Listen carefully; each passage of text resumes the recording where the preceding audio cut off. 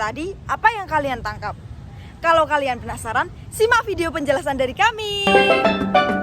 Hai, kami dari kelompok 3 akan mempresentasikan materi tentang hambatan emosi dan perilaku yang beranggotakan saya Meira Purwilasari dengan NIM 087, saya Miranda Claudia Nugrani dengan NIM 033, saya Stevaldi dengan NIM 071, saya Tiara Ulam Ramesti dengan NIM 064, saya Brigida Novalusianti dengan NIM 108. Selamat menyaksikan.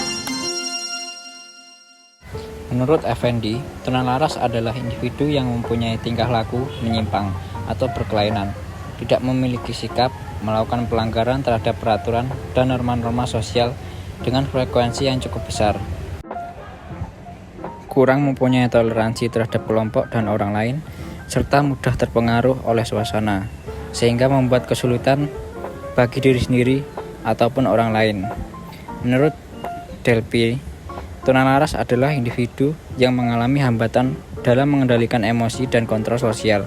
Anak tunalaras disebut juga dengan istilah medis emotionally handicap atau behavioral disorder. Menurut Somantri, tunalaras adalah anak yang mengalami gangguan atau hambatan emosi dan perkelainan tingkah laku, sehingga kurang dapat menyesuaikan diri dengan baik terhadap lingkungan keluarga, sekolah, dan masyarakat. Faktor yang menyebabkan terjadinya gangguan emosi dan perilaku menurut Rohmawati 2017, yaitu faktor biologi, faktor lingkungan atau keluarga, faktor sekolah, dan faktor masyarakat. Terdapat pula penyebab biologis yang berhubungan dengan gangguan emosi dan perilaku. Contohnya anak-anak yang lahir dengan sindrom alkohol janin, anak-anak yang memiliki malnutrisi, dan anak-anak dengan kelainan seperti skizofrenia. Keluarga sangat penting dalam perkembangan anak-anak karena keluarga merupakan peletak dasar perasaan aman pada anak, dan anak dapat memperoleh pengalaman pertama mengenai perasaan dan sikap sosial. Aspek yang berkaitan dengan masalah gangguan emosi dan tingkah laku yaitu A. Penerapan pola asuh yang tidak konsisten dan kesalahan dalam penerapan disiplin. B. Keterlibatan pihak ketiga yang ekstrim berbeda dalam pendidikan anak. C. Penolakan dan pengabaian dari orang tua. D. Orang tua atau orang dewasa menjadi model negatif bagi anak. E. Kualitas rumah tangga. F. Kematian salah satu orang tua yang memicu stres pada single parent. G. Orang tua dan anggota keluarga yang tidak dapat memenuhi kebutuhan anak. H. Status sosial ekonomi keluarga. I. Perlakuan orang tua yang tidak adil. J. Harapan orang tua yang tidak realistik. K. Hukuman fisik yang berlebihan. Sekolah merupakan lingkungan kedua setelah keluarga yang mempengaruhi langsung terhadap perkembangan anak, dan guru di sekolah bertanggung jawab dalam pendidikan anak sekaligus tempat berkembangnya penyimpangan tingkah laku anak. Sikap pihak sekolah yang tidak mendukung perkembangan positif anak antara lain disiplin dan tata tertib yang tidak kaku, inkonsistensi pelaksanaan disiplin dan tata tertib, tuntutan yang terlalu berlebihan terhadap prestasi anak, kepribadian guru yang negatif, perlakuan guru yang tidak adil terhadap siswa, serta kemampuan manajemen waktu guru yang rendah. Masalah masyarakat seperti kemiskinan ekstrim disertai dengan gizi buruk, keluarga yang tidak berfungsi, berbahaya, dan lingkungan yang penuh kekerasan dan perasaan putus asa dapat mengakibatkan atau memperburuk gangguan emosi dan perilaku. Selanjutnya adalah karakteristik. Edward dan Orlansky tahun 1988 dalam Sunardi tahun 1996 mengatakan seseorang dikatakan mengalami gangguan perilaku apabila memiliki satu atau lebih dari 5 karakteristik berikut dalam kurun waktu yang lama, yaitu yang pertama adalah ketidakmampuan untuk belajar yang bukan disebabkan oleh faktor intelektualitas, alat indera maupun kesehatan. Yang kedua adalah ketidakmampuan untuk membangun atau memelihara kepuasan dalam menjalin hubungan dengan teman sebaya dan pendidik. Yang ketiga adalah tipe perilaku yang tidak sesuai atau perasaan yang di bawah keadaan normal. Yang keempat, mudah terbawa suasana hati atau emosi labil, ketidakbahagiaan atau depresi.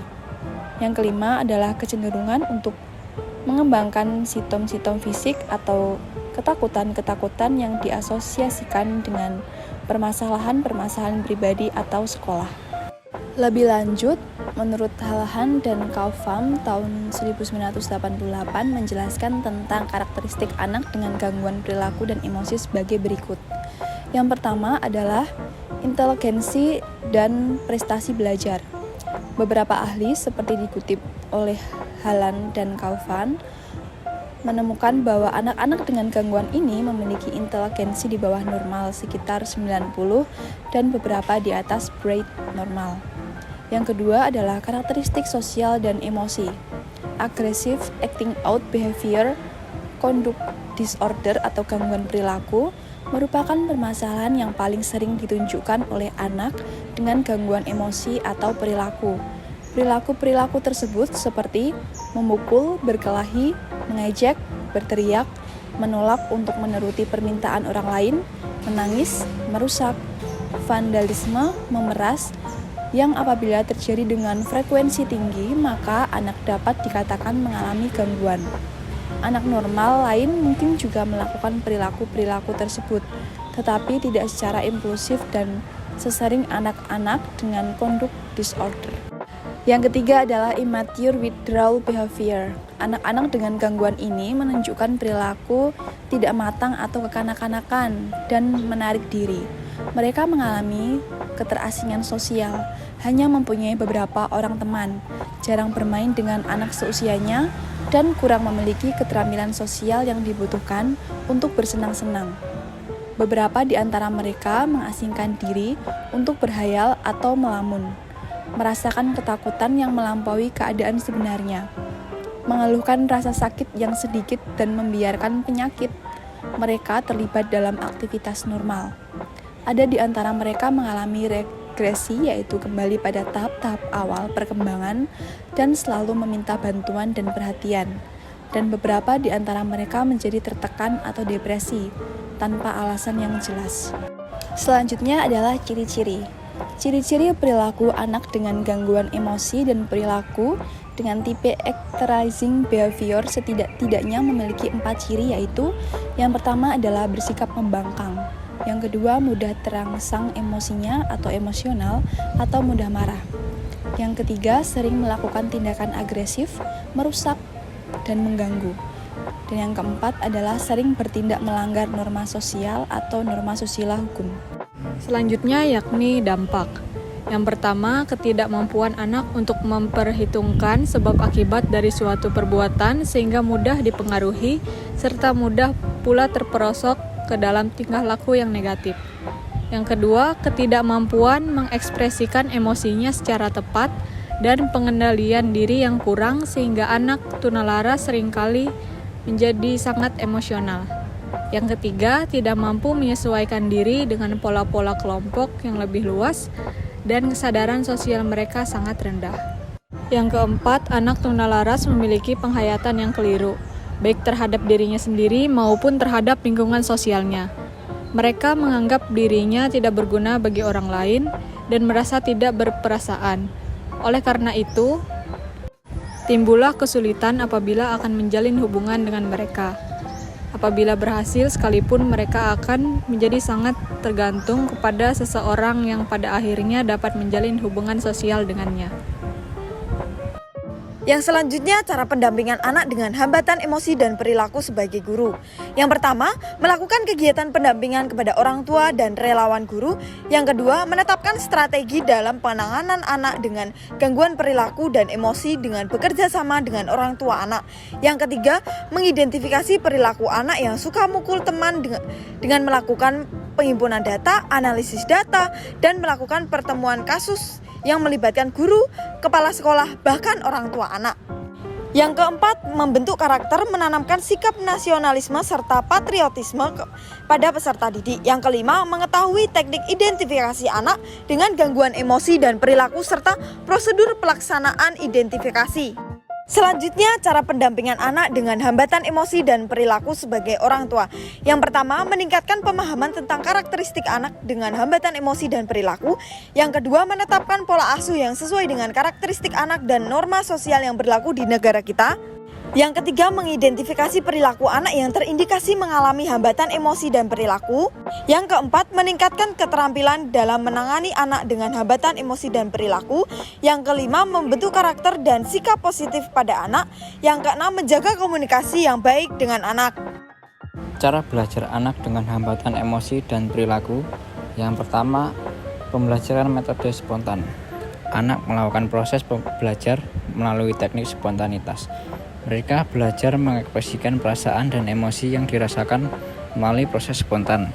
Misalnya, saat pertama kali anak usia bayi diberikan mainan trompet, ada anak akan menunjukkan ekspresi menangis ketimbang ketawa. Kedua, pembelajaran melalui imitasi. Lingkungan keluarga sangat mempengaruhi perkembangan emosi anak. Anak-anak akan meniru emosi dari yang dilihatnya di lingkungan paling dekat, seperti keluarga. Saat orang tua menunjukkan kebahagiaannya melalui wajah tersenyum, anak juga akan memantulkan kebahagiaan yang sama. Ketiga, pembelajaran melalui tokoh idola. Ada masa tertentu, anak tertarik dan kagum dengan tokoh tertentu dan cenderung mempersamakan dirinya. Banyak tokoh yang muncul dan menjadi idola anak saat ini. Meskipun begitu, orang tua harus membantu memilah tokoh yang memang memiliki norma dan karakter sesuai di lingkungan anak. Misalnya, Insinyur Soekarno yang memiliki kecakapan beragam bahasa atau Muhammad Hatta yang gemar membaca buku. Keempat, pembelajaran melalui pengkondisian. Misalnya, mengkelompokkan anak dengan teman-teman lainnya. Anak-anak akan saling belajar dan secara tidak langsung akan memperoleh pemahaman melalui pengkondisian tersebut. Kelima, pembelajaran melalui latihan. Orang tua dapat memberikan permainan yang menyangkut pengendalian emosi seperti bermain drama. Anak-anak yang terampil dalam menunjukkan emosi terhadap orang lain tentu diperoleh dari pengalamannya melihat orang lain. Apa yang ditunjukkan anak adalah hasil yang didapatkan dari interaksinya sehari-hari. Berikut daftar referensi yang kelompok kami gunakan.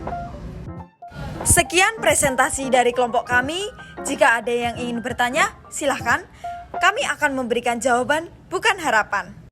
Sekian presentasi dari kelompok kami. Ayo ting-ting makan kepiting. Thank you for everything. Dah.